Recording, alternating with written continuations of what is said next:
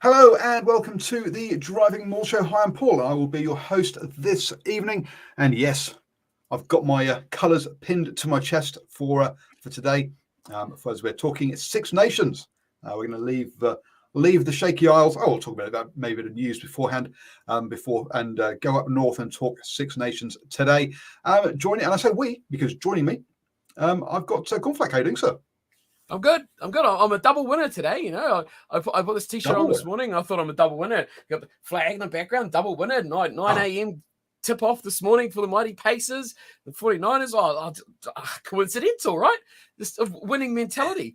I'll just go put an Italian shirt on and we'll complete things. Oh wow, that's I've been listening to a podcast about cycling, and at the end of each team preview for the season, they've been gone, okay, what's your hot take for the season?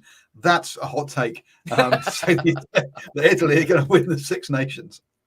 They might win a game. That'd be a good start. Look out, Wales. Good evening, Christopher. Good to see you joining us on the old YouTube chat. Look, you can join us on YouTube or Facebook chats. You can also watch us on Twitter, but you can't do chat there because X is crap. And you can also listen back on the old podcast as well. So yes, Twitter used to be good, and then it all became this X thing. Actually, Twitter was good when you had Twitter chats back in the day, but that was about 5-6 years ago now. But there you go. That's when Twitter was good. So you're shaking your head there, Steve. I don't hardly use it either, to be honest with you. I haven't used it for a long time. It's full of too much spam now. It's full of bots and it's full of just crap. The days of it being nice and good and actual conversation or informative and that sort of stuff is unfortunately gone. It's hard to find what you really want now, which is a bit sad because it was good. Yeah, it was good. Yeah, exactly. It was good. And welcome to the review as well. Yep, so all the chats on that's normally on the old YouTubes, folks. So don't forget to hit the bell and subscribe and all of that kind of funky stuff. Because generally we do try and go live on a Monday, 8 p.m. But I've been a bit inconsistent over the festive period, but we're getting back into back into the swing of things now. It's kind of the season's heading to rushing towards us. All the pre-show chat was about the old NFL and the old championship games. So yeah, congratulations to the massive comeback from the San Francisco 49ers, who in the first half really were being totally dominated. Hell of a halftime chat, or it's in football they say, they must put something in the tea. Which they've kind of stopped saying nowadays because you know what, that's or must be something special in the oranges because of the whole doping connotation there. So they stopped doing that. But hey, who knows with American football because they have their own kind of doping regulations. Let's be honest, as they're not an IOC organisation, they don't have to follow the same kind of rules that the rest of the kind of sports do. But there you go. So coming up is the old Six Nations. We're mainly talking about that, but a couple of little bits of news beforehand. The Chiefs in a bit of injury crisis by the looks of things. Heading off to Japan for their couple of games this Sunday against the Panasonic Wild Knights, and then next Saturday against the Kubota Spears Funabashi Tokyo Bay. Wow, well done. That's one that rolls off the tongue, isn't it? Oh. I can see that's the chants in the crowd are going to be easy on that one. Go with the Funabashi Spears Funabashi Tokyo Bay. Yay! Clearly that's glad they don't try those names in New Zealand. I mean, we struggle enough to go all blacks. Never mind kind of put more names in like that to create atmosphere. Too many syllables. Exactly. As part of the inaugural cross-border rugby competition. Oh my God! Look, yes, the Blues are also playing, but let's be honest, it's just pre-season friendlies, folks. Cross-border rugby competition. Dearie me. You have to brand everything nowadays, don't they?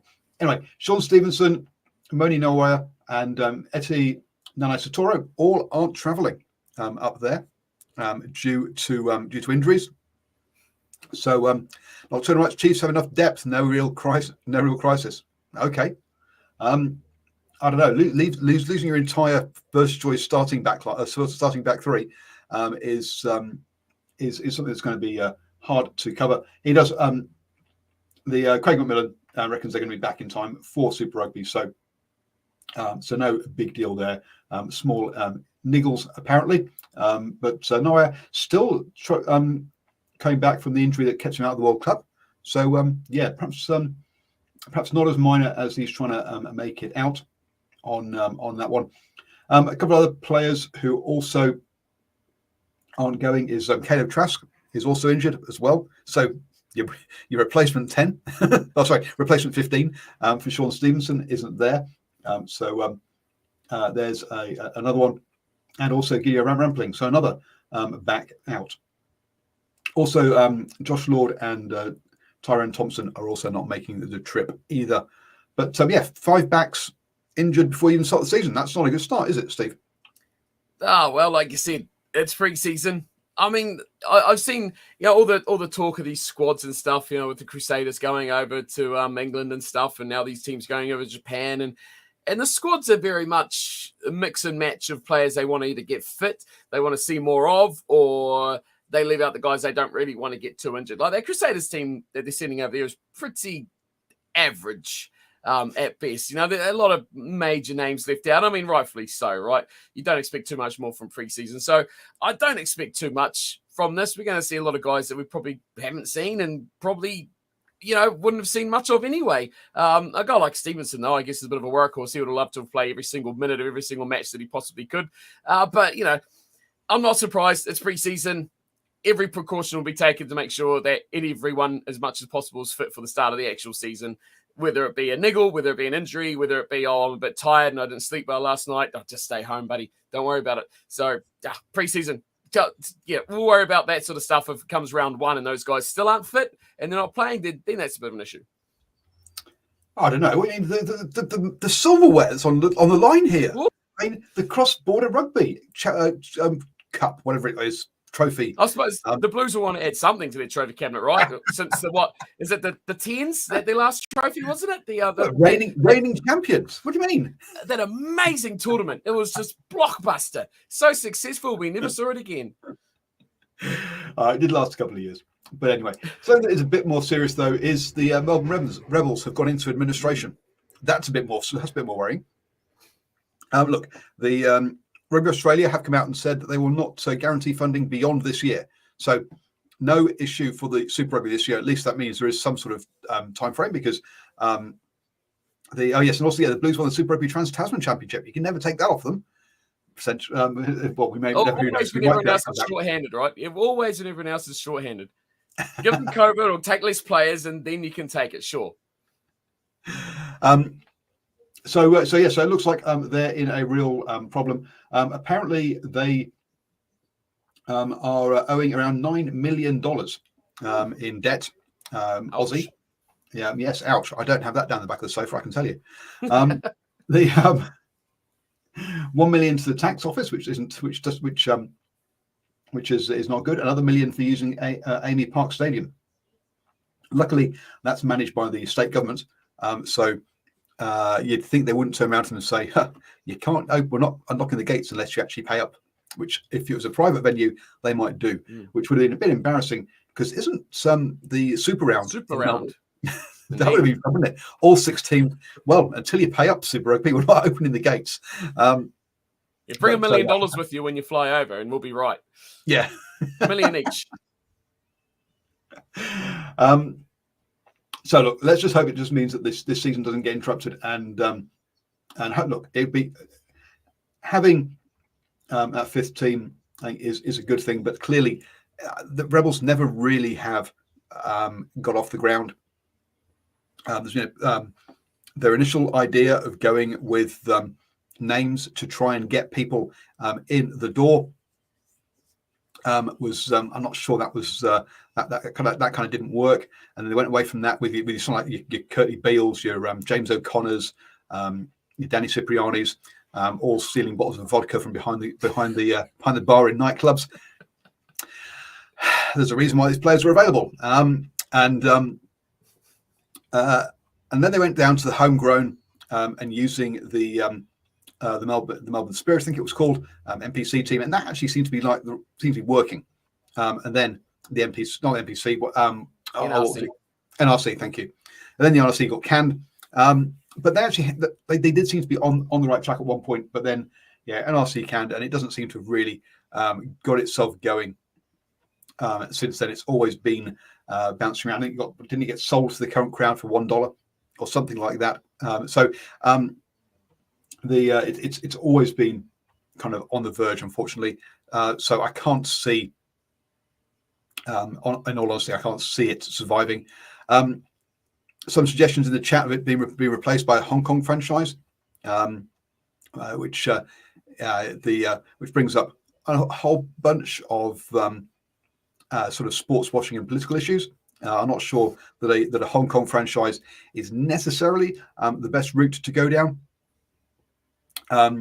Clearly, the Japanese boat has sailed on a Sunwolves, but I wouldn't be surprised to see them replaced by Haguaras coming back. To be honest with you, to make up the numbers, I think it's a bad idea. I think you want to have teams in the right time zone and actually be able to watch games personally.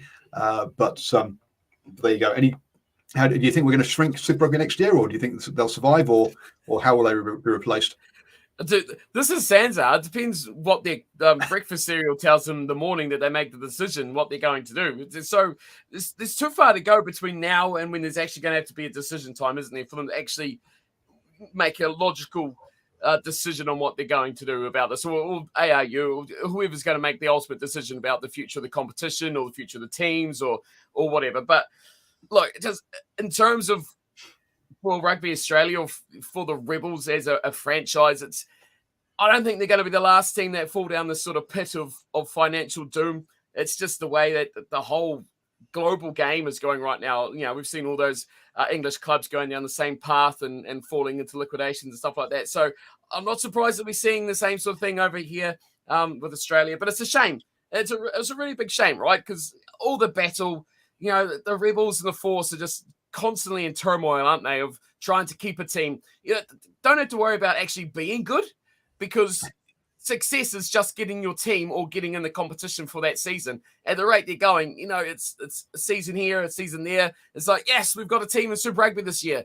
Who cares? Just throw something together. We'll deal with that next year. Next year comes around, there's another issue.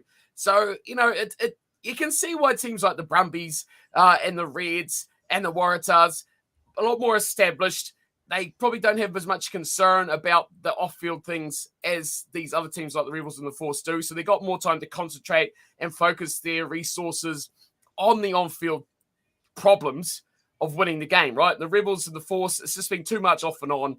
And again, well, it's all about money, isn't it? It's always about money. It's some problems of money always rears that ugly head. So I hope they sort it out, right? I hope somehow, whether Rugby Australia does something or whatever, sort something out. Because I think Australia needs 5 teams, right? I think they need the teams because, sure, they don't have that high quality of player, but they need that opportunity for that depth to come through. And if you focus everything and condense it down into less teams, you're lessening the opportunities for players. And that's my take on it. Sure, okay, the strength of the competition goes down a bit, but I believe that you need to actually build these players up and give them first team opportunities to go through. So that's for me. Whether we'll see them next year, I mean, you're going to put the Jaguares in the Australian Conference with, you know, together with those sides, or, you know, we don't have conferences anymore. You're still playing more local teams and you're playing the other teams. So, you know, derby. Sorry, okay.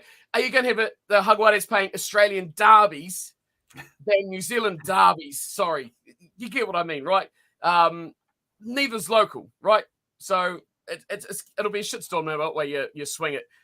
So hopefully the Rebels sort their crap out, and who knows what Sansa will do after that. Just throw something at the wall and hope it sticks, like usual. Yeah, I mean, it does. They did point out that pre-COVID they used to get 5.5 million. This is all in Aussie dollars, by the way, and that's gone down to 3.9 as the Western Force got cut, and also the COVID cut amount they got. That doesn't explain where the 9 million has disappeared, because that's it's not been long enough to rack up that, but it does explain why some of the issues are around. But yeah, the Reds are the only team that apparently in our live chat that's actually make a profit. At the end of the day, these aren't about making profit; it's about just breaking even and developing players for the national team. Let's be honest, and that applies also to the New Zealand franchises. They're never making a profit with the crowds they get, and not owning your own stadium at the end of the day. on that side of things. And some comments about the Force are fine because they're privately owned. Yeah, they're fine as long as Twiggy doesn't decide doesn't like rugby anymore. At the end of the day, which because we've seen that works really well, having private ownership of multimillionaires in England, for example. I mean, they've only lost 3 teams recently. So yes, most of the teams, let's be honest, are union owned over here. There was a comment also that we might be down to 10 teams soon if we're not careful about depending on what happens with the Moana Pacifica.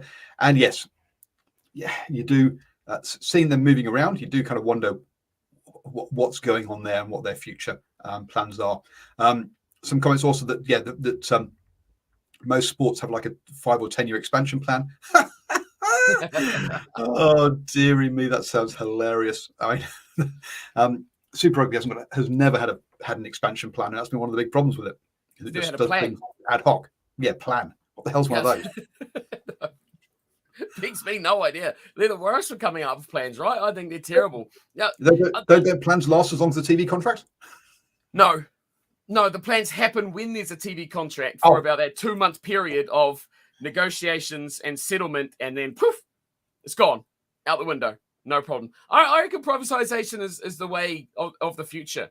And I think making teams more financially viable in making these players assets rather than just being players, making these players not bigger than the sport so much, but having as in a force player who's a real marquee, making that guy like they kind of do, with the football and other sports.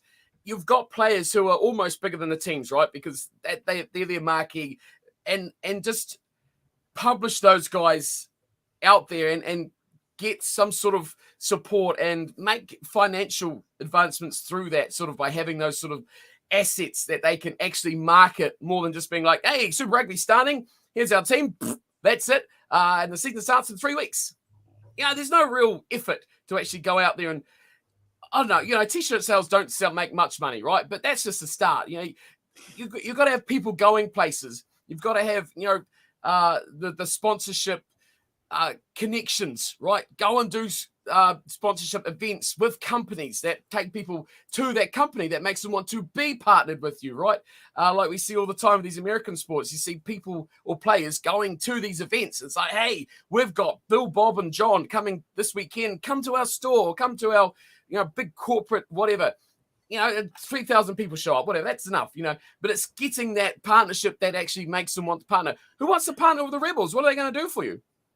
Nothing. It's like, you'll get the name on a little sleeve shoulder there, and you'll get a billboard in one corner opposite to where the players run out, so it gets very little TV time. So, I mean, they can do a lot more effort to make money. So we've got a few comments in the live chat around call it whether I'm Marxist or not. By being anti-privatization. Krista says private businessmen are good at running businesses, not unions. Look, at the end of the day, if these teams can be self-funding, absolutely no problem with it being privatized, right? The problem is with rugby at the moment that outside of France and outside of Japan, every single club or every club side or every single domestic side loses money and is funded by the national team, right? The national team makes money. At the end of the day, the All Blacks make money. They get big advertising, and that money then is paid to basically props up the Super Rugby teams. And therefore, the Super Rugby teams are only there to provide players for the All Blacks because the All Blacks make the money, right? If they can make the money on their own 2 feet, then absolutely, I've got no problem with privatising them at all. It works in the NFL, it works in the NBA, it works in the NHL, etc., right? That's where it works, where the team makes money. These teams are losing money hand over fist. And they only exist because of handouts or because of funding, from the unions to provide players for international rugby. At the end of the day, it all comes down to those 14 games a year fund the rest of the game, right? On those ones. So, look, if someone has a financial model that sees Super Rugby franchises be able to self-fund, I'm all for private ownership. But whilst it's basically a vanity project for these people, because at the end of the day, they're losing money. They're not making money off owning one of these franchises. Then to me, private ownership doesn't work if it's just a vanity project. The problem is as well, I think it's going to get a bit of a thumbs down from the current owners, as the National Union owns the clubs right now, right?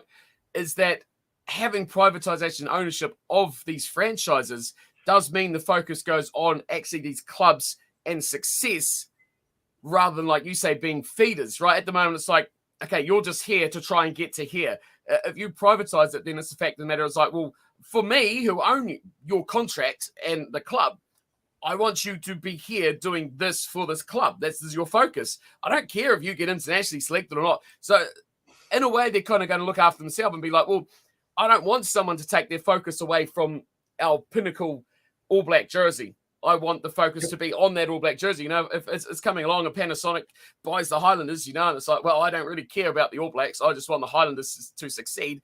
If you come lower than 6, that's a failure. And then chippity, choppity, snippity, snappity, things change. So I think that's where, like, New Zealand Rugby and that will be very hesitant to go down that path unless it's almost like their hand is forced in that matter, because they want to protect that black jersey, the All Black jersey, being the pinnacle and the focus. Come, no matter what else happens, doesn't matter. You can be crap at the Highlanders, Ma'anonu, doesn't matter. We'll still pick you for the All Blacks because that is the pinnacle of rugby in New Zealand. Oh, look, it was the initial New Zealand Rugby way of selling franchises for each of the Super Rugby franchises was laughable. You're allowed to invest. You're allowed to own 49% for 3 years, right? So they still had a controlling vote on anything you did. So why? Why would you? It's like, and you're not allowed to make any money from you don't get any money from the or you have no control over TV rights. You have no control over the tournament sponsors. You have no control over a whole bunch of stuff. You're not allowed to use your players to do X, Y, Z. And it was like, wow. So basically you're buying it because you're going to get some ticket revenue, and that's all you're allowed. And it was kind of like, wow, that's not a very good option. So yeah, so people were buying it. We're investing because it was a vantage product. They wanted to be seen to be an owner of one of these big, that's at the end of the day, the biggest domestic teams in New Zealand. Okay, the Warriors have come up and now are bigger than, as big as the Super Rugby franchise. Some would argue bigger, but they're way bigger than if you own the Phoenix or if you own one of the netball teams or one of the cricket teams. Let's be honest. So yes, that's why it's all done. Anyway, we've gone well off topic, which is generally our kind of bread and butter, and taken far too long over. Which is our bread and butter. So that's kind of, so anyone new watching the show, this is what you can expect, or listening to the show. Off task is on task. That's what it's all about. Exactly. Okay. So the review: can New Zealand Rugby afford to run both Super Rugby and the NPC 10 years from now? Oh boy! Wait, can they afford to run it now? Don't worry about 10 years from now. Can they realistically afford to do it now? Realistically. Look, they can afford to. Just. Right?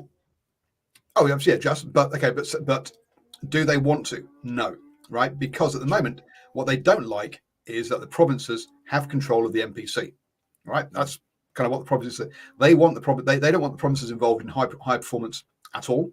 They want the provinces just to do the the community game, because New Zealand Rugby does not want to bother with the community game because it's too much hassle.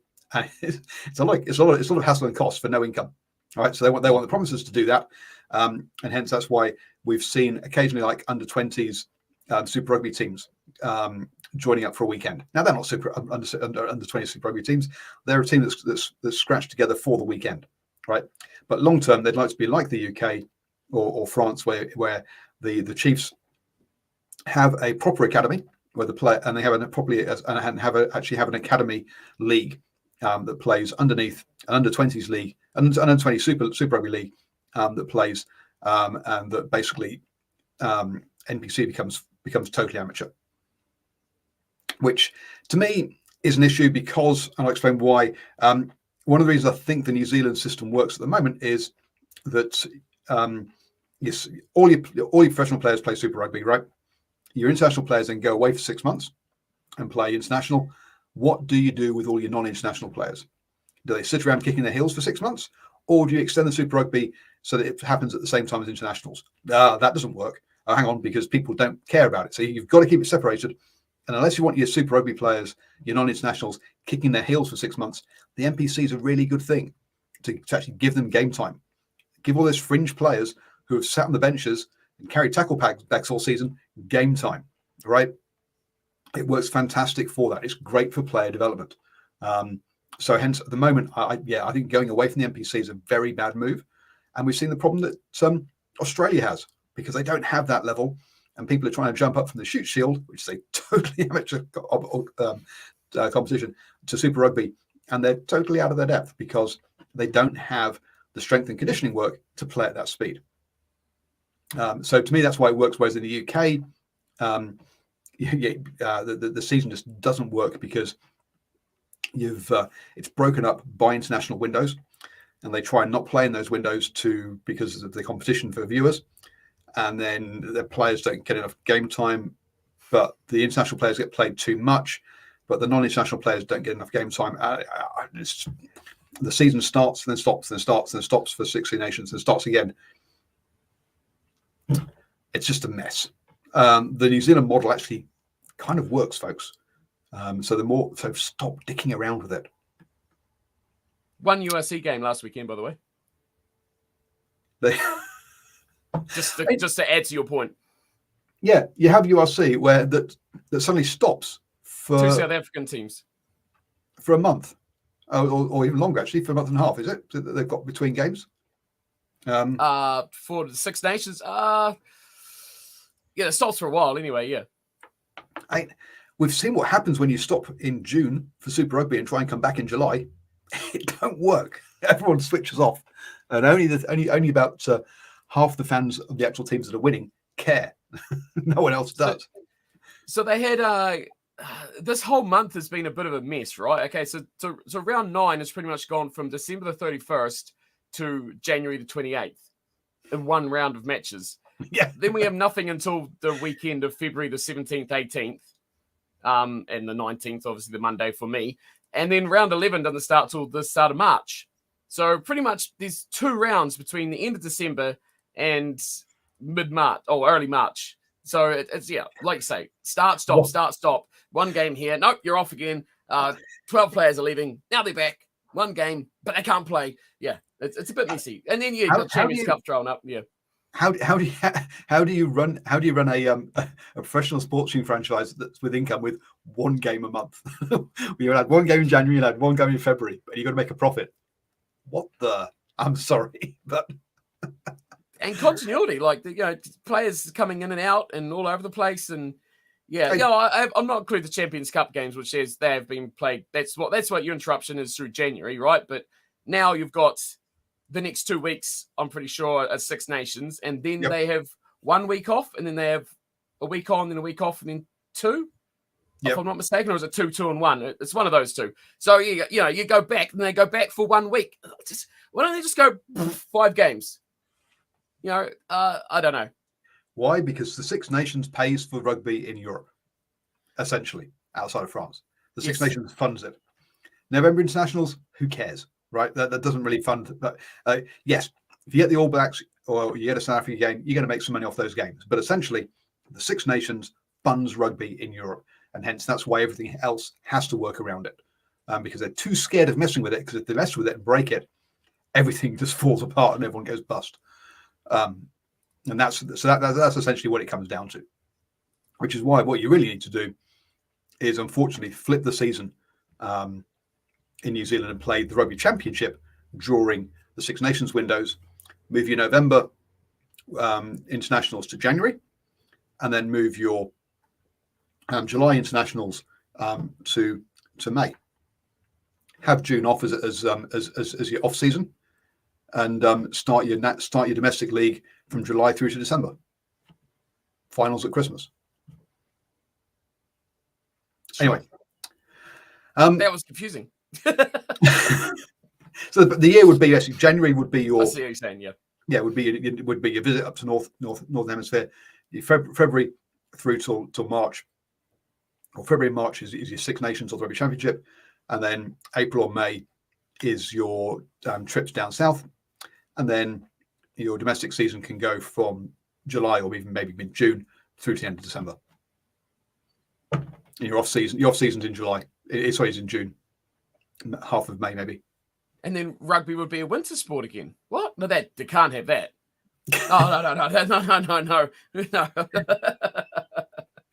The Six Nations League got the casual fans. It does, and the casual fans pay for the sport. So the hardcore fans stop being so negative towards casual fans. They fund the sport. They're what brings all the advertising eyeballs in. Why are we having a week off? What? Where's the game next weekend? What's going on? Yep. No, it's crazy. It's funny. Oh, but I don't think we'll leave it. That's a bad idea with top tier cricket competitions in New Zealand. Who the hell gives top tier cricket? No one watches top tier cricket in New Zealand. Oh, jeez. Again, no, I mean the crowd's domestic cricket in New Zealand is all about the Black Caps, right? And the IPL, sorry. IPL. Yeah, no one gives a toss about the Big Bash. Some people turn up for a bit of a laugh, but apart from that, nobody turns up to whatever it's called now. Super Smash is the 2020 league. Yeah, Super Smash. Some people go along to Super Smash because a bit of razzmatazz and a day out with the kids. But the whatever the multi-day stuff and the one-day stuff is, who cares? Remove the 2 bye weeks in the Six Nations and add Spain and Portugal. Oh my God! Sold. And Georgia. Poor Georgia, yeah. Poor Romania. I mean, those are the 2 teams that have been going to more Rugby World Cups than anyone else amongst that crowd. Yeah, ignore those guys. Anyway, that takes us nicely on to the Six Nations. And let's run through, let's have a look at some of the teams and what's happened, because this is the first, because obviously we're starting a new World Cup cycle. But listening to the Attacking Scrum podcast, which I do, which is a Welsh Rugby podcast, one of the refreshing things he's talking about is that apparently the coaches aren't talking about World Cup cycles anymore. They're talking about let's try and win now, and that actually this whole idea of World Cup cycles seems to have left the lexicon. Yeah, so that's why Anton Dupont has headed off to play sevens for the year for a season, right? If this was a World Cup year, he wouldn't be doing that. He's doing that because it's after World Cup year, and he gets to have a bit of fun playing Olympics. So no, this is the beginning of another cycle. Let's be blunt. But it does mean there are some really interesting selections by some of the Northern Hemisphere ones. Having a look at the England team, clearly the big news is that Andy Farrell has taken some time off and is going over to France next season. Andy? Sorry? Oh, not Andy. Andy. Not Andy. Owen Farrell, sorry. Dear. Couldn't help it. And congratulations to Jamie George. It just shows that his dad's still more famous than he is. Congratulations to Jamie George on being named captain at the age of 33. Bloody hell, he's going to be 37 come the Rugby World Cup. That's a long term. That's gone. Long term plan. Long term. Oh no! I was just going to say that's thinking. World Cup cycle. That's what it's all about. Do captains matter? I know captains don't matter, right? I mean, is he realistically going to keep playing till he's 37, or is it? No. Look, this is the thing with these players, right? That I don't get. Like, if you're a player, right? Okay, so say you're Jamie George, right? You're 33, World Cup, like say 37, 36, 37, whatever it be, when his birthday's in October, so he's probably a birthday World Cupper anyway. Do you keep playing and retire when you're kicked out? Or do you go on your own terms and say, like, I'm England captain, I'm retiring as England captain? I think that's a prouder, more better way to go at that sort of player age. Or do you reckon it's just you just keep going until you're not good enough to play internationally anymore and just kind of dwindle your way out, end your contract with your premiership or whatever team and just bumble away to nothing? Well, I'd say I'm not sure he should be selected at all now. I think he should be dropped now. If you're aiming for the next Rugby World Cup, he's not going to be there. So get rid of him. I agree. 100. Right? Yeah, I agree. Yep. So essentially, what you do is, if I'm him, because of the money that you're on, the whole point you play in England and not France or Japan is because you want the England international pound, right? You want the money you get for playing internationally. So hell, you keep playing while they're selecting you. You're a long time retired, so hell, play as many games as you can for England, your international ones, get as many caps as you can, and bank that money. Also, currently he's 85 caps. He's captain. He's going to be a 100 cap player. On the after dinner speaking circuit, a 100 cap ex-England captain gets you more money than an 85 cap England player. So hell, but if they're going to keep selecting you, I keep playing. Would he be like, if he does just keep wandering on through? Is to 2026? Is he going to be England captain to walk away as a 100 cap English captain? Or does it really matter? If he doesn't play, if he stops now, he wouldn't even be England captain. I'm saying if he played this season, got to stop picking you. To me, you get him a bit more thoroughfare. Like, obviously, like the plan, right? He's going to do this. He won't retire. He'll go to Japan, right? I mean, it's natural sort of thing. That's your money. That's your real money. To me, a player like that retiring after the season, say, just for example, right? For me, from a player perspective, I'm Jamie George. I'm going to come out at the end of the season, just before the season ends, a month or so before, or before the end of year tour, whatever, or season, internationally, go, I'm going to retire from international rugby as England captain. And you kind of get, I think you get a bit more, just a bit more high inflation of your capabilities if you go to one of these Japanese clubs and go, hey, and when I retired, as in, now, I'm current England captain, 100 caps. Whereas if he goes in the next season and he goes, well, last year I was England captain. They dropped me after that, though, because, I was getting a bit old. I just think, that with a bit more hurrah about your retirement, current England captain retires, gives you a bit more lucrative opportunity to go to Japan. Not that really matters about what we're talking about, but just looking at that, to me, it's like, I agree, though, I wouldn't have picked him, especially when you got Theo Dan, who was a bit of a beast at the World Cup as well. So I don't think that short on hookers, you got the experience of the Callan Dickies there as well. So get him out of there. I'm not surprised that. Borthwick clearly is talking about. He's got Dane Cole, who's 36, 107 caps. Now Dane Cole has been a wonderful player for England. Don't get me wrong, but look, at 36, he ain't going to be there at the next Rugby World Cup. Come 39, 40, right? Well, never say never. Exactly. Maybe you're right, but so this clearly is not a whilst in the forwards anyway. Yes, there are young players being brought in. You got Theo Dan, Jamie Blair. Blair has replaced Luke Kandicki through injury. You've got John Hayes with 7 caps, Ben Urbano with 3 caps. Okay, he's 29, but he still will make the Rugby World Cup with that next time round. In the locks, you're bringing in Alex Coles, again inexperienced in the back row. Chandler Cunningham South, Ben Curry. Yeah, obviously Tom the better twin isn't available.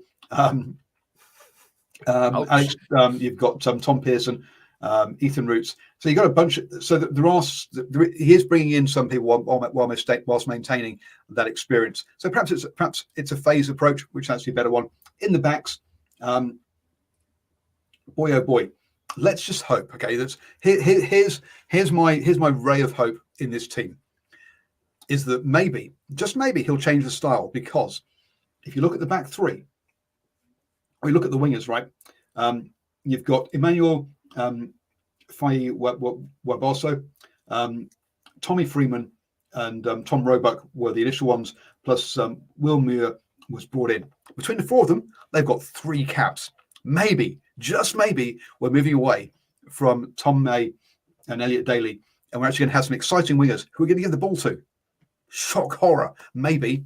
Arundel, unfortunately, has headed over to France and decided that, hey, I've had enough of this, scoring lots of tries against minnows. Tier 2 nations at Rugby World Cups. There's with George Furbank and Freddie Stewart, there's a bit of experience in that back three with only 6 and 31 caps. But there is to me, there's enough young guys coming through, which is good.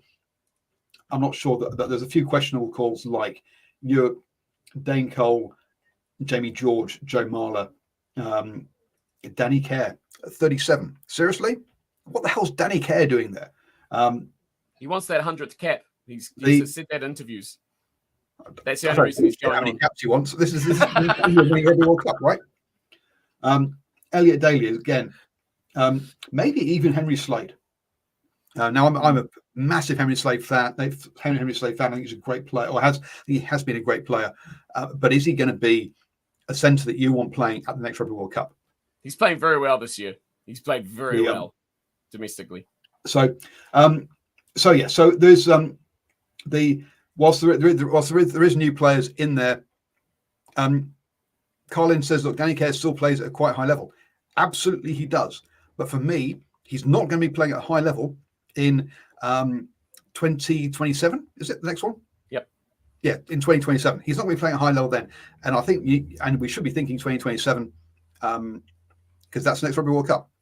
Are there do we have totally inexperienced otherwise? I mean, Alex Mitchell, Ben Spencer, those guys have got experience already, right? They're not spring chickens who it's not their first year of rugby. They don't need Danny Care around them to guide them into being professionals and to manage them through this. If you had two 20-year-olds, fine. I understand him being there in a mentor role. I don't think they need him in there as a mentor role personally. So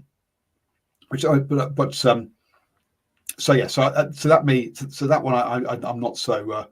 So I think there's some questionable selections, but I do have a ray of hope that maybe we'll move away from 10-man rugby. You know what? I thought you might have picked it, but I mean, there's a really big talking point in that forward pack in that back row, being as this is, New Zealand Sport Radio, right? The addition of Ethan Roots, the Māori All Black, and one cap Crusader. Hey, now he's an Englishman, another traitorous scumbag. I mean, I think I look at this and I go, nah, you can have him. Right? There's like a number of them have gone over there, and it's like, is he really? I've not really seen much of him in all the Exeter Chiefs games. I've seen to really see him that he's ripping up the Roots domestically there, but that's a surprise. What I do like about this, right, and I think this is a Wikipedia thing more than it's an England thing, but Elliot Daly, centre. Okay, now please watch this, England. Elliot Daly, centre, not winger, centre. He's good when he plays in midfield, okay? We've seen what he can do. He's been very good this season at centre, not on the wing, at centre. So just play him at centre, okay? If you're going to use him, play him in the midfield. God damn it. It's not that hard. But yes, I am of belief with you that if this England team do play with a bit of expansiveness, and I'm hoping they do with the names they've got in the number 10 jumper, as opposed to one who shall not be named, Mr. Shoulders. And I'm disappointed Ollie Lawrence got injured. I'm really disappointed Ollie Lawrence got injured because I was super excited. He's been devastating this season for the mighty Bath side. So I thought he was going to be a massive, massive player for that midfield. But hey, there's stacks of talents are out there. England has a lot of backline players that can do damage. So let's transition England. Let's be positive and proactive. Play Elliot Daly in centre, and let's get some exciting guys. I think we've talked about this before through Super Rugby and with the All Blacks and all that sort of stuff. Your outside backs, your wingers especially, don't need to be super experienced, right? It's probably the most position you can get away with having young guys out there and say, just stay out there. If the ball comes your way, do your thing, especially X Factor guys, right? Okay, go looking a bit, but get a feel for the game first before you go looking for too much work. Learn what it's all about. Get yourself a chance. Have a couple of touches, right? Try to do something special. You're a winger. You're supposed to do those finishing touches. Dive into the corner with your body in the air. It's something from Northern Hemisphere Rugby I've noticed watching it this season, that they don't dive in the air. They dive on the ground. And, oh, no, you've gone into touch. Well, of course you have. So let's stay aerial people as well. It's like a coaching clinic here from what I've seen. So a lot they can improve on, but I do like it. This is definitely a step in the right direction, provided they, Elliot Daly plays in midfield if he's going to play. And I like your back row. Very good. Moving on to France then. So England had 9 players with 50 caps or more. France, on the other hand, have 2 in their squad, which gives you an idea as to kind of which team has moved on and is ready for is looking forward to the next Rugby World Cup. France definitely are, right? That's rough. Look at how many in the high 40s. That's a real stat picker. That is a real stat picker. How many in 40 plus is like probably 12. What? No, even 40 plus. There's what? There's 1, 2, 3. There's only 4 players with 40 plus. Sorry, 4 players. So plus the 2, 6 players 40 plus. So it's still less than England have gone for. So look, I think this is much a. So I do think that they've done a better job of getting rid of those guys in their mid-30s. Sure, there's a couple in there. There's a lock at 33, but there's just one player of age 33 or over, and there were plenty more of that in the England squad, right? So I think France are doing a much better job here of moving on. They probably had a younger squad anyway because initially, but even so, I'm looking at the age profile and the cap profile. I'm much happier with this French team heading towards next Rugby World Cup than I am with England. Now, big question marks for this French team is the 9-10 combination. Is that it's disappeared? It's gone. There's no Dupont and there's no Ntamack. Jalabert, though. Sorry? Jalabert's still there. Let's be honest.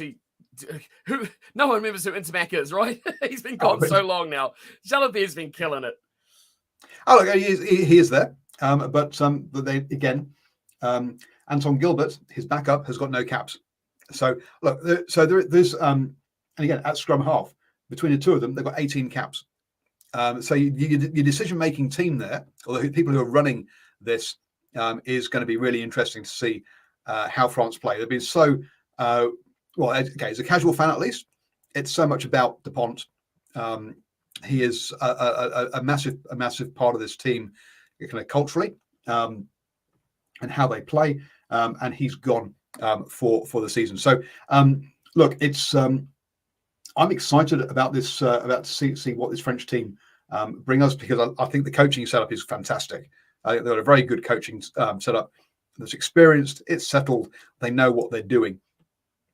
So bringing in a whole fresh set of players and looking 4 years ahead around these experienced players, because they've got 1, 2, 3, 4, 5, 7, 8, 9, 10, 11, 12, 13, 14, 15 players with less than 10 caps. And half of those haven't are debutants. So this is a fresh French squad after a disappointing World Cup. Sure, they got close, but at the end of the day, we had them down as one of the favourites to win the whole thing, to not get past the quarterfinals. The draw meant they were either quarterfinals or final. Let's be honest. England shouldn't have come third, even though I'm going to stick by that. I'm going to stick by England with the third best team at the Rugby World Cup. They weren't. But yeah, no, I think I'm again impressed by the way that Fabien Galtier is going about this. Look, I tell you what, there's a number of things about this French side, and I know you're talking about it in a positive light, which it's going to seem like I'm coming against you on this, but I am agreeing with you. But the big thing that I see, especially the back line for this French team, is so many players are from Bordeaux-Bègles, right? 9, 10, wing, midfield, fullbacks, everything. You know, you could literally do a backline pretty much out of Bordeaux players, which has been, I think it's going to be massively key for them. Combinations, but you've got all these guys that are killing it at the moment, although they didn't do too well on the weekend. But Bordeaux is an incredible team that have been on fire this season. So when you've got names like Damien Penaud, you know, and those combinations, Barry as well, who's been phenomenal, Mofana, especially through Jalabert, and then, like say, Lusu coming through as well into that position. I think they're well established because those combinations are already developed. I think they're going to be well settled, considering how many new names there is coming through. I think that just having that core of Bordeaux players is going to set them perfectly all right. And then you add in like guys that will just blend in. You know, your Ficus, your Dante guys, your Ramoses, you know, the guys that have been around forever and they just gel into the setup already. You know, they know their role. They know what they've got to do. It doesn't really matter who's going to be there. They'll work their way into the squad.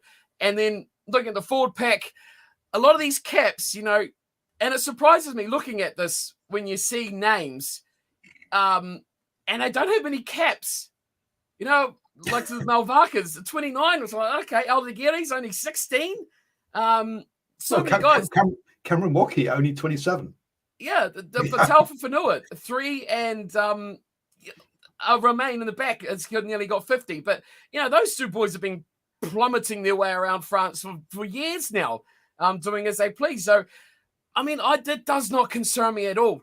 You can just completely wipe out a lot of those guys because they're super experienced, and it's a good blend. So I'm not worried about that. This France is my team. They are my team this year. They just look so dangerous in all aspects. I still think they've got combinations. Like you said, they've got a lot of youth coming through, a lot of inexperienced players coming through, and they have depth. Because the last few years, this team, I guess probably started last World Cup cycle, and prior to that, they were very wishy-washy, weren't they, if they're players? They were going in and out like socks. So bad at the time, but now you look back at it a bit like Australia, right? We talked about last week. There's guys in here that, you got 4 or 5 cat players just swimming around all over the place that have a little bit of knowledge about the setup. They're not going in completely blind fish. So, yeah, good and bad, but hey, the France look phenomenal. That Bordeaux backline, Damien Pinot, he is a freak. And Jalabert has been exquisite this season on a string, man. Those guys got it just completely in control. Well, so yes, okay. So I'm very happy with the squad. I would say my only concern is that 9-10 combo, but you say it's probably going to be a Bordeaux Begler combo anyway, so I shouldn't be. But yeah, so if you're guessing, folks, we're probably putting them. England expectations for this. Well, we should have gone back and said what I think they should be looking at. Basically, the main expectation is a change of style. Actually, use the people outside 10, and try and come third. Is my I think is a good Six Nations for this England side is to do that, because there's a very settled Scotland side coming up. We're going to talk about in a bit, which I think are going to overperform. Do you think that's about what England should be aiming for? Yeah, I agree with you as well. Yeah, both those things. I think minimum third for them. Again, it'll come down to how the likes of the Irish perform as well. And whether France are as lofty as I'm expecting them to be. But yeah, minimum third. Anything less than third will be disappointing. And yeah, try and win games by scoring tries. Get the fans there, Peck Twickenham out and go, "Ooh, yay!" cheering. Good stuff. I think France. I think we're both here that bring new players through, but also win the bloody tournament. That's going to be their target. Yep. Win. Yep. Anything less than first will be disappointing.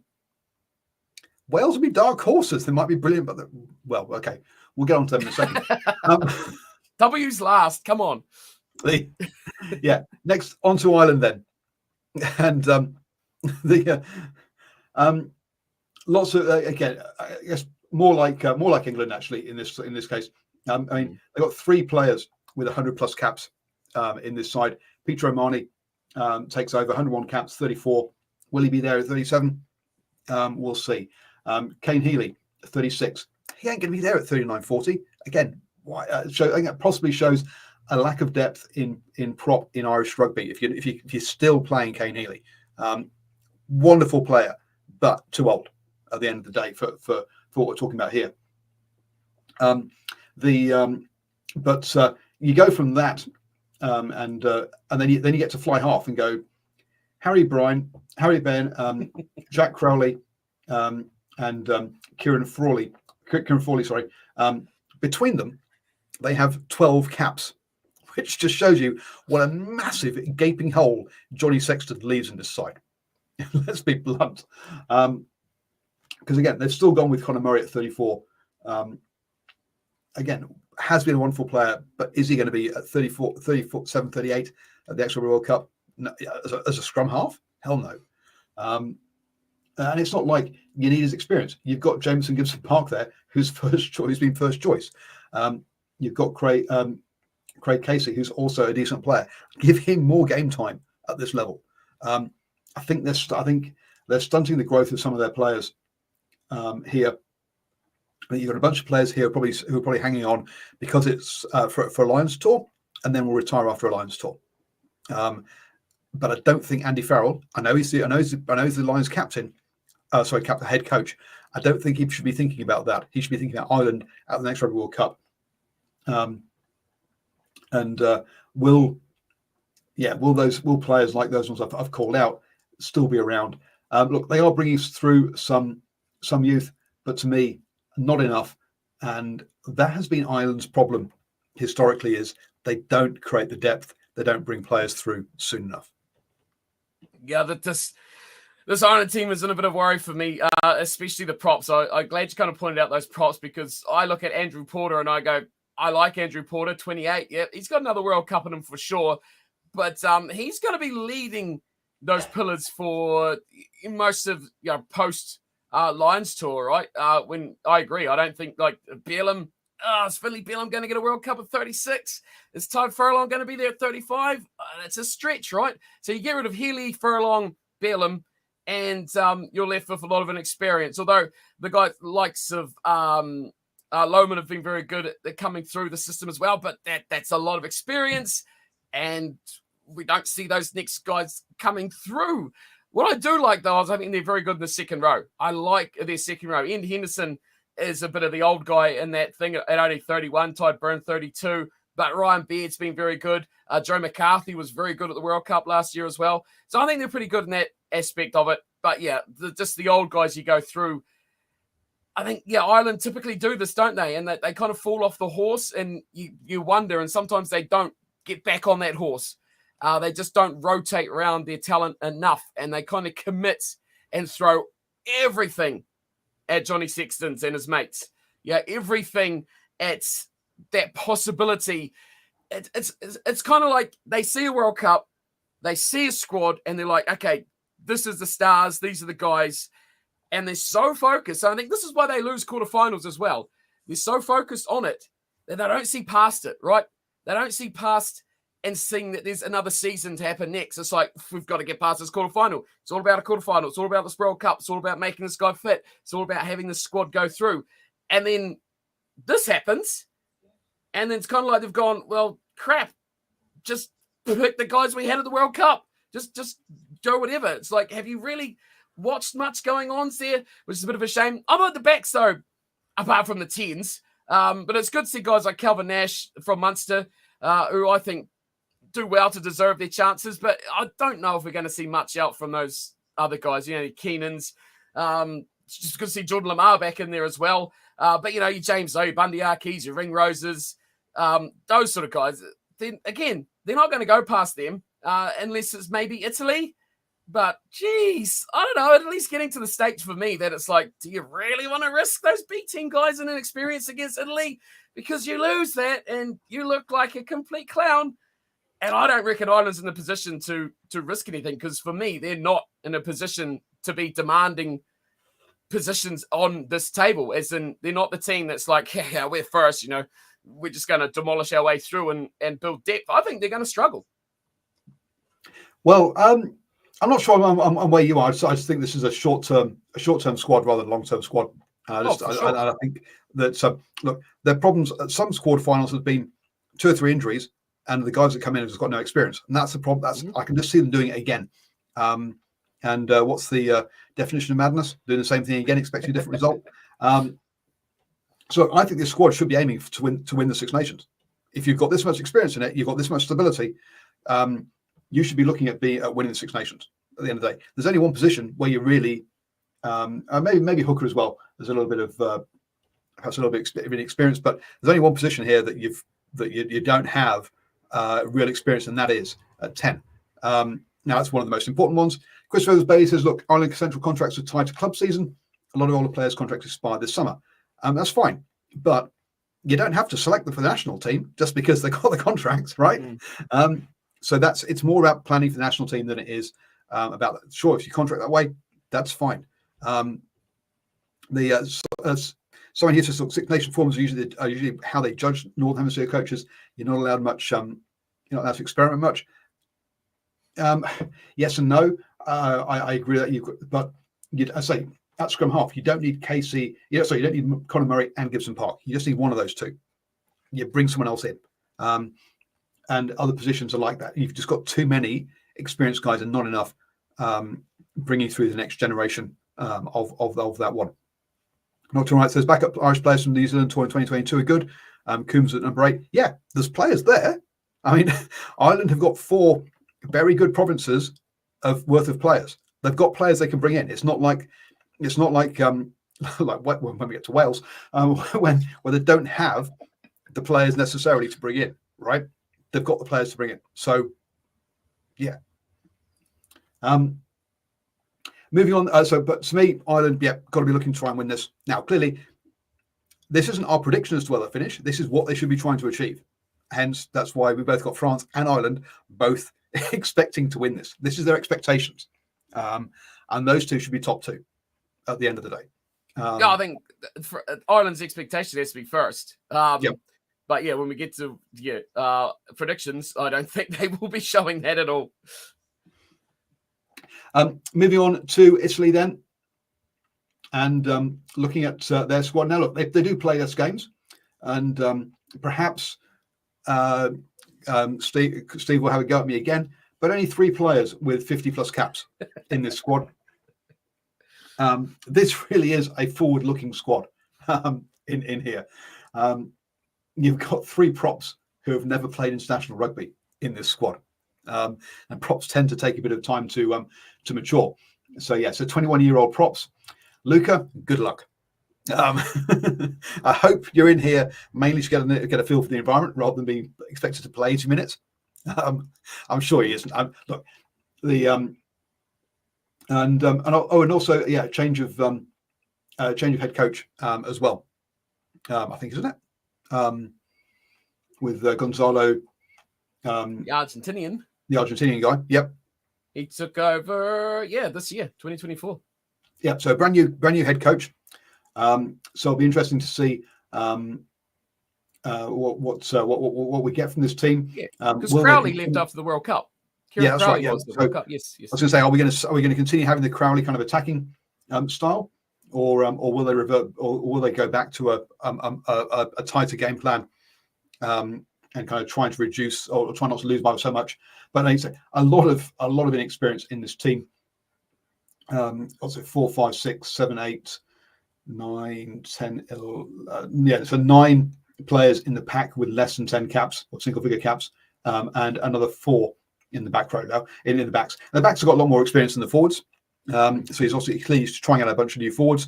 And look, let's be honest, Italy tend to have more depth at forwards than they do in the backs,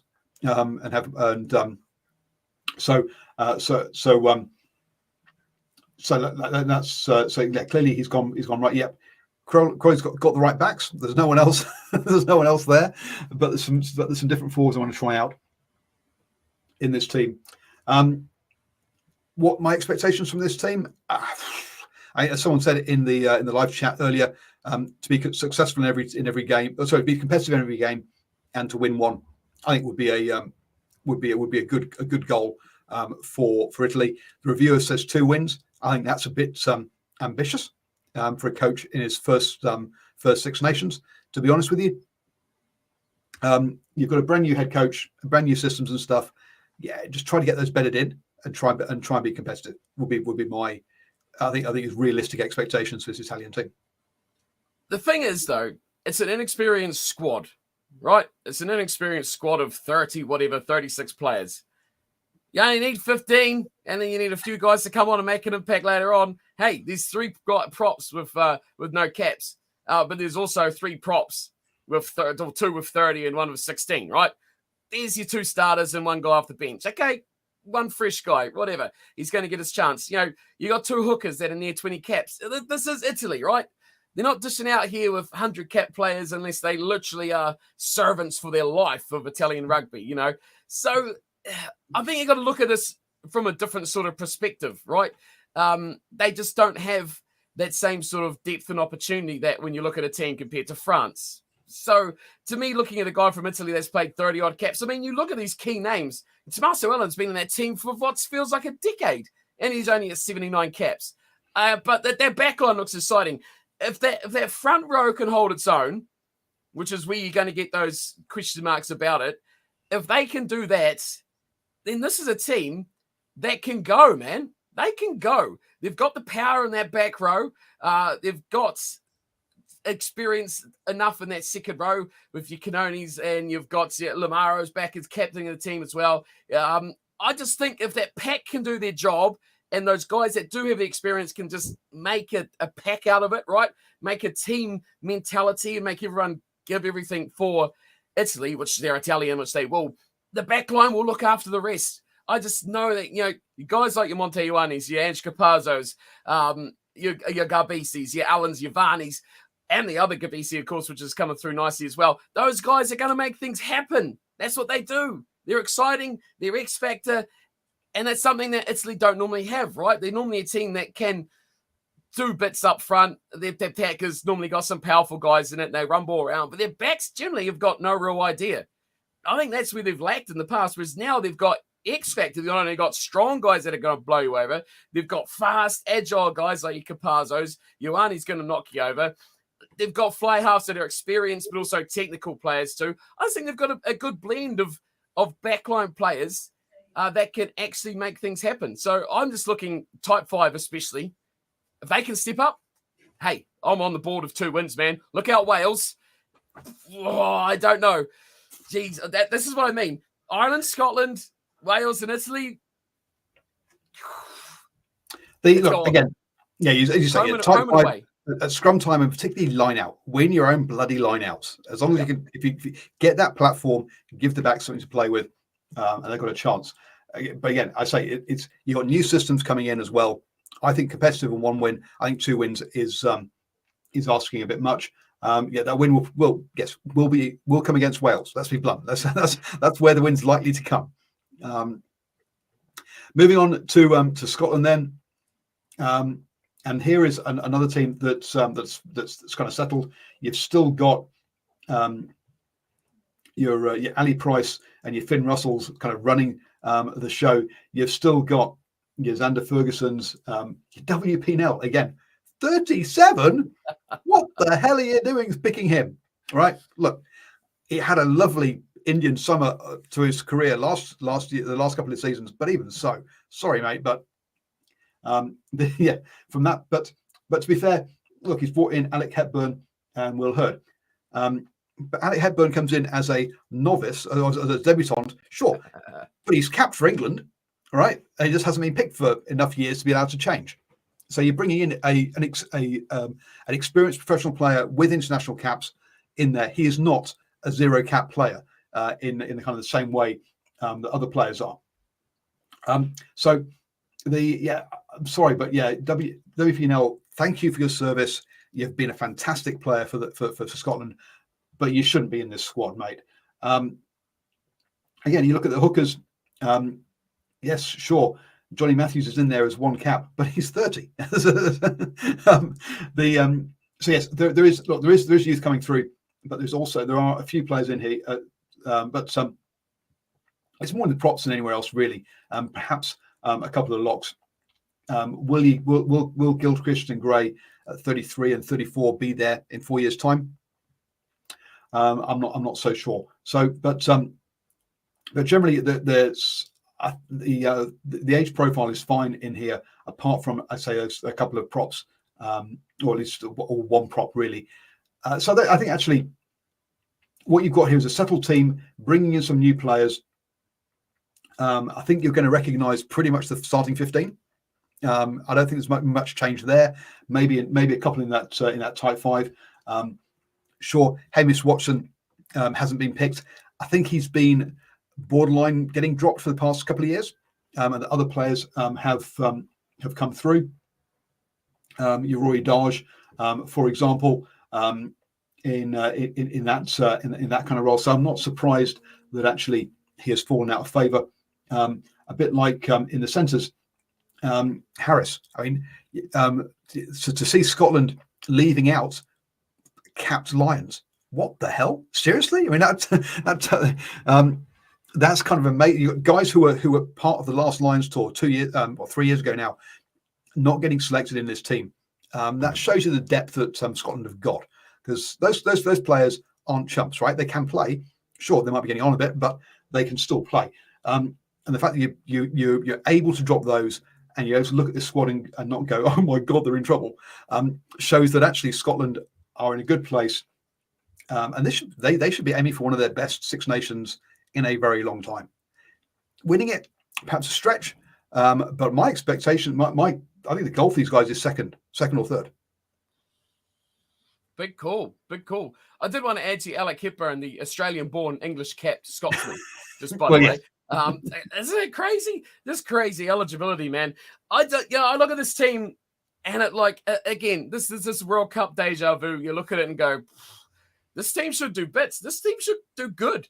They've got great players throughout. They've got X-Factor players. They've got strength players. They've got guys that know what to do, experience, right, at an international level. But I think for Scotland, it's up here now. It's all about mental ability. All the players are there. The names are on paper. The work has been done. But can you go and beat England? Just mentally going into that game saying, yeah, we're going to win this game. This is what it comes down to for me. Jesus, Nocturnal, stop stealing exactly the things I'm going to say, for God's sake, would you? I just look at this team and I go, if we're playing rugby on a piece of paper, yeah, this team, should be going for one of those big three. It should look at the scalps and look at those fixtures. Like straight away, you look at the fixtures list for them. And when they're playing at home, that should be key to them. Okay, they're Wales away, which is going to be, that'll be a good way. But they got France at home. They got England at home. And then in the last round, they are away in round 4 and 5. So looking at that, for me, if I'm picking on Scotland here, I go, they've got to win those home games. That's the big key for me to do that job against the big teams. Mentally, can they do it? Look, Wales initially away should not be something this team is scared of, right? Or worried about. Ireland, but having England and France at home, those are games they should be going, we can win those. Exactly, away, that's what I'm saying. Yeah, maybe not, but absolutely you're right. Yeah, it's England, France at home. Go for it. Yeah, it's mental though. It's mental. Confidence is at home, but are they going to go into that? You can't go into a game beaten before you go out and run out for the national anthems. They've got to mentally go into this game and say, yes, we are going to beat England and our home ground. Our support, start well, get that confidence, and go from there. That is my only hesitation. Quality-wise, player-wise, no problem. They're stacked. They're stacked, and it's great to see Adam Hastings back as well, who I think is a quality little player. Will he get much game time? Ben Healy looked decent off the World Cup as well, but I think they got 3 decent little 10 options there with the enigmatic Lionel Messi wannabe Finn Russell. No, look, as far as backlines go, your backline's going to be Redpath, Ali Price, Finn Russell, Tuipulotu with Hugh Jones outside him, and back Darcy Graham, Van der Merwe on the wings, and Blair Kinghorn at 15. That's your Rugby World Cup starting backline. No one's left, right? At all. And then off the bench, you've still got Kyle Stern, who was there, and either you're sort of someone like a Cameron Redpath or an Adam Hastings. So this is an experienced side that's bringing a few guys in. Do I expect Harry Patterson to actually play any game time? No, right? I expect him to get experience of the environment, etc. Same with Aaron Reid as well on the wing, right? Those guys, but it's a nice balance that way. With just perhaps one player, maybe 2 players that I think maybe around lock, maybe around prop. I think because Scotland only have 2 teams, they're maybe a bit light in that area from a depth point of view, and having to keep hold of guys that perhaps they wouldn't do otherwise. There's a bit of a battle between going the 2 South African wings during the World Cup, so I'm kind of intrigued where they're going to go there, whether they'll go for the White Lightning King of Scotland, Darcy Graham, or stick with the 2 South Africans of Van der Merwe and Steyn. But we'll see. But either way, it's depth, right? And they're the selection headaches you kind of do want. I like Redpath. See, for me, I look at this team and I go, now's the time. Redpath, okay, you looked really good at the World Cup and your little cameos. You've been really good for Bath this season as well. Is it time for him to start coming on a bit now? And Tuipulotu is very good as well. Hugh Jones, again, that's your experience. I like the options now. I like the fact that we've got, a young guy that's coming through that's performing that can start, So Scotland's looking good, but again, it doesn't matter. It doesn't matter how good they've been. It's mental. And I think we saw it against Ireland. We saw it against South Africa at the World Cup. They didn't go into those games winning. They were like, about, okay, let's damage control enough so that we can try and, nick something somewhere. Can we get a good enough start and then maybe do something? You got to go in there. We're going to win. Screw you guys. We're going to score first, get the crowd behind us, and put you in pain. Have they got that killer instinct? So to me, Scotland should be looking at second. That should be their expectation in this one.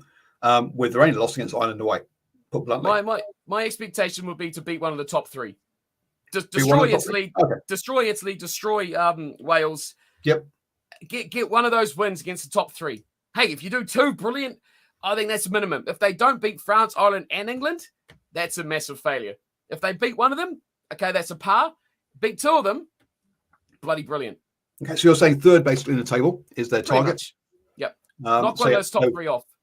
Yeah, so either England or so it's basically either Ireland or Wales are going to be upset because either Ireland or France are going to be upset because they haven't actually won it, and the other one will come second, and either England or Scotland are going to be upset because they're going to come third and fourth. That's the thing. It's like the World Cup for me. Ireland, I think, is a team that they can beat, but they're playing them away. Yep.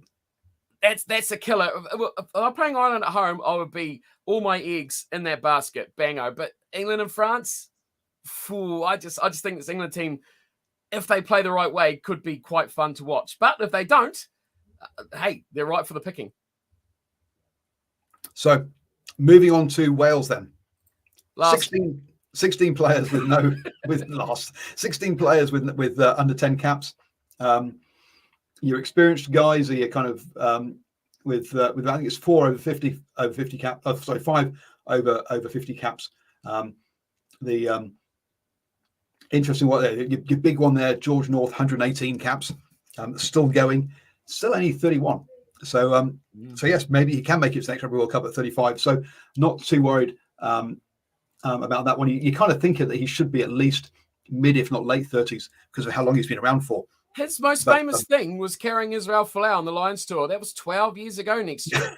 He was, 18? He's 31, 19. Yep. Far out, but there we go. So there you go. Actually, maybe his birthday's in April, so maybe he was 20 at the time. So, but he already had 2 seasons of international rugby at that point. Not many players do a full rotation of Lions tours and go back to where they started. Very rare. Very rare. The big problem for this team is actually injuries already. Is that their captain of the Rugby World Cup is injured, and he's not available, and then basically that this is a very inexperienced team on the whole, and they needed that kind of they needed their captain to be there, to be leading them. Again, massive hole being left at fly half by Biggar and Anscombe. They've got Sam Costello with 8 caps. He's the experienced guy. Kai Evans with 1, and Ian Lloyd with 2. Boy, oh boy. And again, how are this team going to play? What is Gatland going to bring? Are we going to go to back Gatland ball? We better not try doing that with this squad because it ain't going to work, right? He's got a different set of players nowadays. He hasn't got your Jamie Roberts, who he built things around. You could say George North. Hey, could George North play the Jamie Roberts role at 10? At 12? God, no.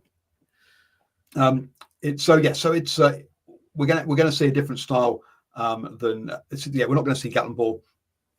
We do have that problem of the fact that their captain is injured, which is not which is a problem. So again, what's the balance of that back row going to be like? Because they're also missing Talupe Faletau as well. But then again, should you be moving on from him? He spent a lot of time injured. Let's be blunt. So 2 of their back 3 players, and let's be honest, Wales have always been about your loose forwards getting quick ball, and then an enigmatic scrum half who gets it to your fly half who in modern days kicks it. In all honesty, and controls territory. But this back row, you've got Wainwright with 43 caps, but he is not a nailed-on starter. Definitely wasn't. Your next guy is Tommy Raffel with 13 caps from Leicester Tigers, and then Tame Basham with 16. None of those back row players are automatic starters last season or a year ago, 2 years ago. So boy, oh boy, this is going to be an inexperienced team that's going to need their experienced players like your Gareth Davis, like your Elliot Dees or your Ryan Elias in the front row, your Adam Beards. If these guys, like your George Norths in the back, if these guys don't step up, then boy oh boy, this team could fall apart pretty quick. Because it's going to be it's about hanging it around those experienced players, is how I kind of see it. Jeez, it's kind of scary when you name those players and those names of experience that they need to hang out, and it's like it doesn't fill you with much confidence that they're going to be, leading much from the front. To answer Simon's question, it seems like when he signed back on to go to the 2023 World Cup, it had an extension to go to 2027. Is the best I can find on that. Correct? From memory, it was a 1+4. Yes. And so if he's been given the +4, he's through to the next Rugby World Cup. Obviously he has. Yeah, that's what it said. Yeah, so he got contracted to the 2023 World Cup with an extension to 2024 option sort of thing after that. 2027, sorry, after that. Yes, correct. This team, concern, worry, how good are the youth? We are going to find out very, very, very, very, very quickly. Tell you what, a lot of Welsh people have confidence in what this young lack of depth is going to do for this Welsh side. So I've seen a lot of comments coming through about how this could be a bit of a changing of everything in Welsh rugby, in the style, in the terms of personnel and direction and everything for this team, which, I mean, it's not a bad thing, right? So they could do with this.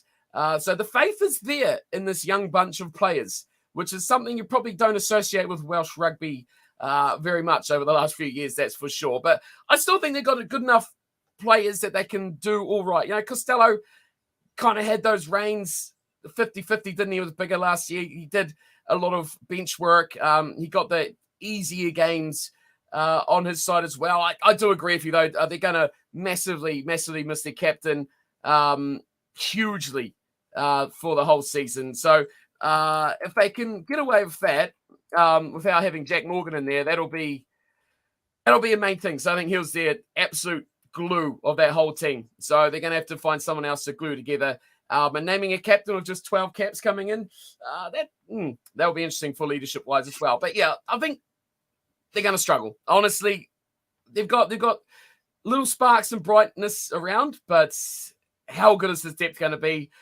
How good are they going to step up? I think really we're not going to know until 1 or 2 games into this competition is how good these guys are going to be and how quickly they can step up to the next mark. And hopefully they don't rely on, the George North so much. I don't want to see everything going through his hands. I want to see this new wave.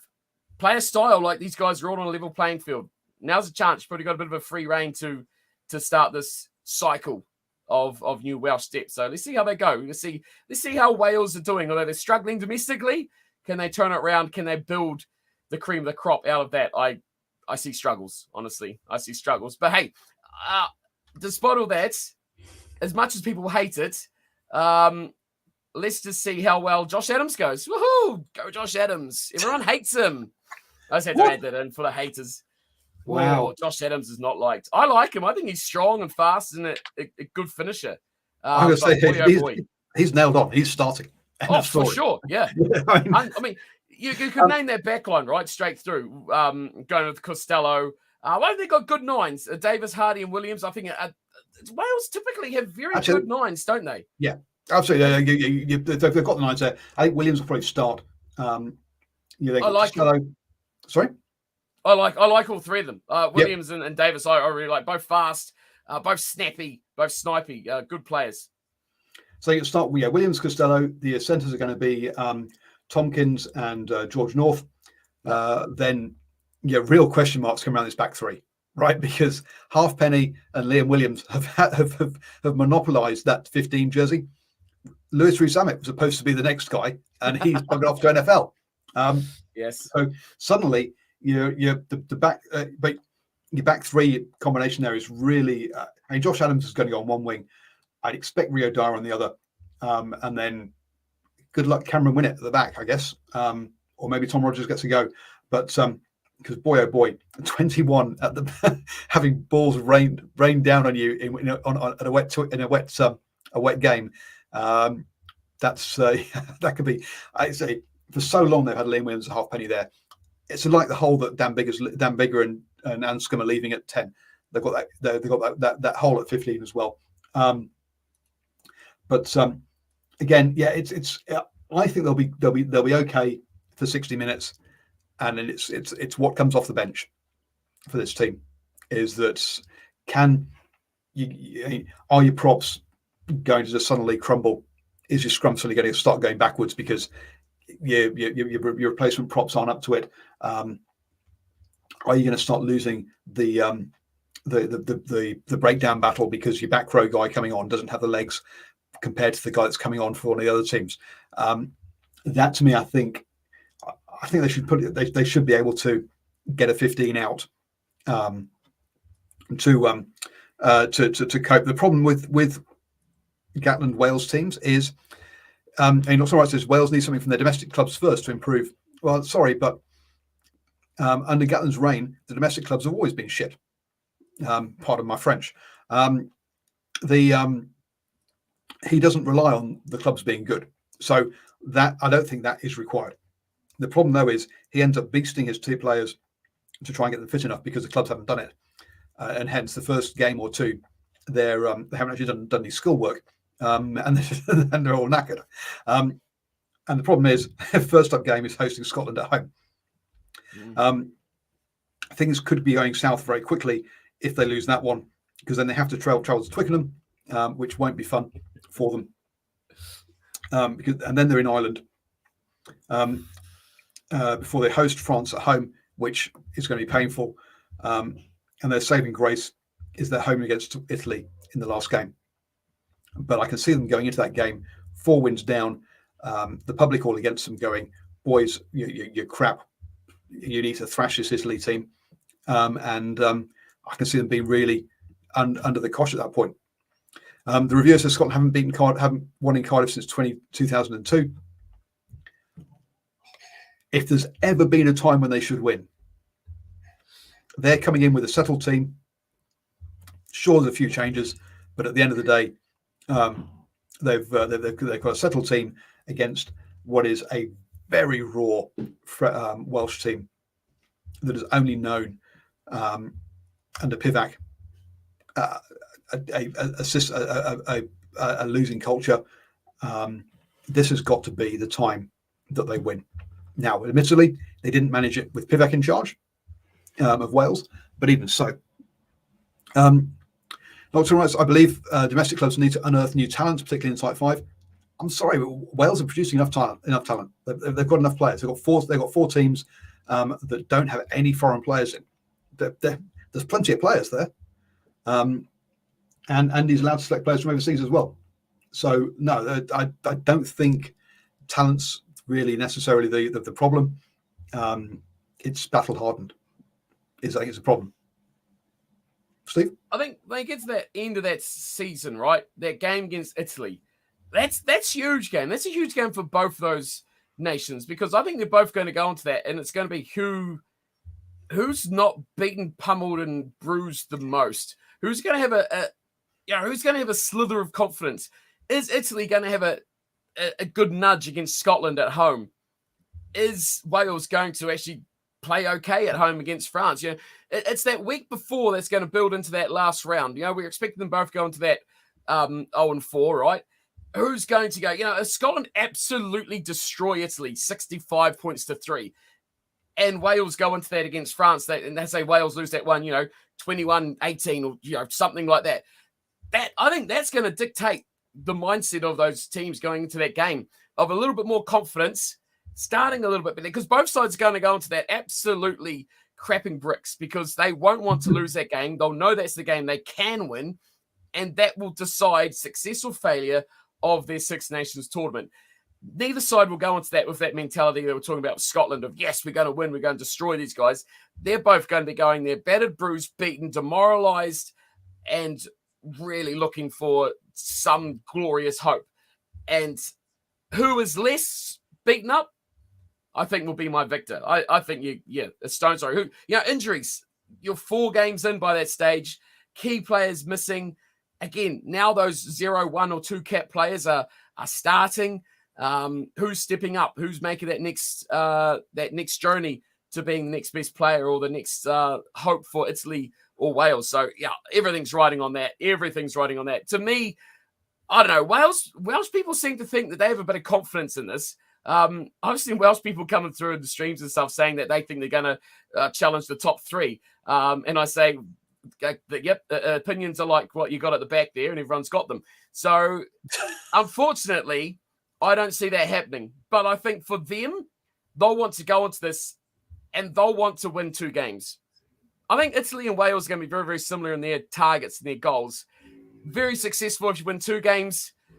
Okay, we've done okay if you win 1. If we lose every game here, again, Italy, then they got absolute trouble. But I think Wales and Italy will both look at this, and if they unearth a few players that are sitting here on less than 10 caps, and by the end of this tournament, they're sitting here going, these guys are starters, that will be a big success for them as well, especially this Welsh team. If they've got a few of these guys in here that sit, 6 or 8 caps now in their career, and now they're starters for Wales, and they've shown good potential against England, against France, against Ireland, against all of the nations effectively, but especially those big 3, that will be a massive success for them too.